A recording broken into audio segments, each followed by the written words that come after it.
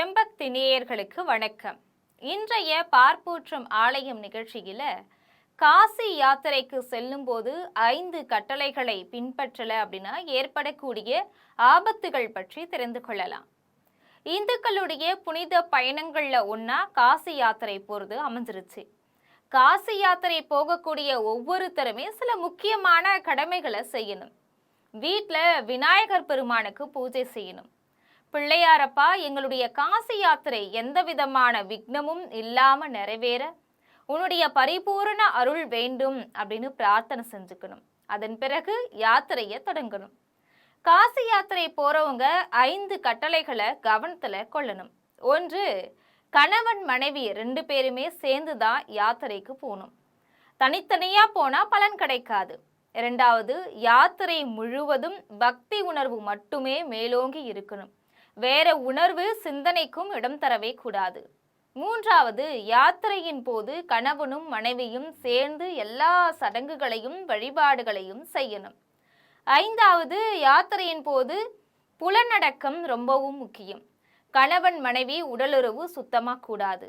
5வது, காசி யாத்திரையின் பிரதான நோக்கம் பித்ரர், நம்முடைய முன்னோர் வழிபாடு. ராமேஸ்வரம், பிரயாகை, காசி, கயை ஆகிய எல்லா தலங்களிலுமே பித்ரர் வழிபாட்டு சடங்குகளையும் முதல்ல செய்யணும். அதன் பிறகுதான் இறை வழிபாடு. காசி யாத்திரை போறது எப்படி, என்ன செய்யணும்? முதல்ல ராமேஸ்வரத்துக்கு போகணும். அங்க தாய் வழி முன்னோரையும் தந்தை வழி முன்னோரையும் வழிபடுறதுக்கு உரிய சடங்குகளை செய்யணும். அங்க பித்ரர் சடங்குகளை செஞ்சு முடிச்ச பிறகு தனுஷ்கோடிக்கு போகணும். தனுஷ்கோடி கடற்கரையில மகா சங்கல்பம் செஞ்சுட்டு மணல்ல லிங்கம் உருவாக்கி பூஜை செஞ்ச பிறகு அதிலிருந்து மணலை உருவாக்கி சுத்தமான துணியில முடிச்சு எடுத்துக்கணும். மறுபடியும் ராமேஸ்வரத்துல சில பித்ரர் சடங்குகளை செய்யணும். பித்ரர் சடங்குகளை எல்லாம் முடித்த பிறகு ராமேஸ்வரத்துல இறை வழிபாடு செய்யணும். 2வதா, ராமேஸ்வரத்துல இருந்து சென்னை திரும்பின பிறகு பிரயாகை, அதாவது அலகாபாத்துக்கு போகணும்.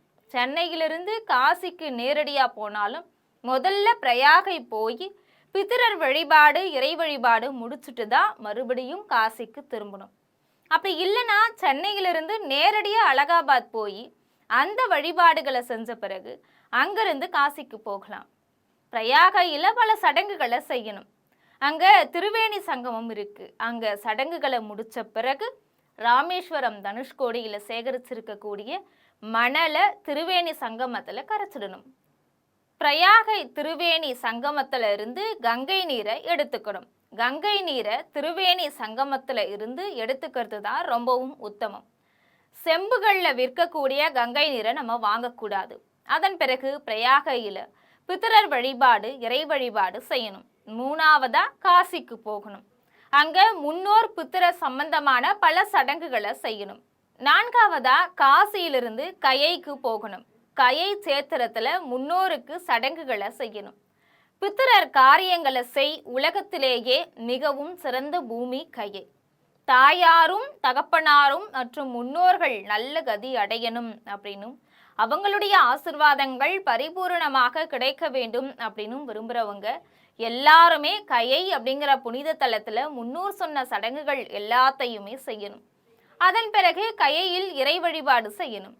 5வதா, காசி மாநகருக்கு மறுபடியும் திரும்பணும். அங்க பித்ரருக்கு மேலும் சில சடங்குகளை நாம செய்யணும். காசியில கயைக்கு போறதுக்கு முன்னாடி சில சடங்குகள், கயையிலிருந்து திரும்பின பிறகு சில சடங்குகள் அப்படின்னு இருக்கு. சாஸ்திர வழிப்படி இதை செய்யணும். காசியில பித்ரர் சம்பந்தமான எல்லா சடங்குகளையும் முடிச்ச பிறகுதான் இறைவனை தரிசிக்கணும்.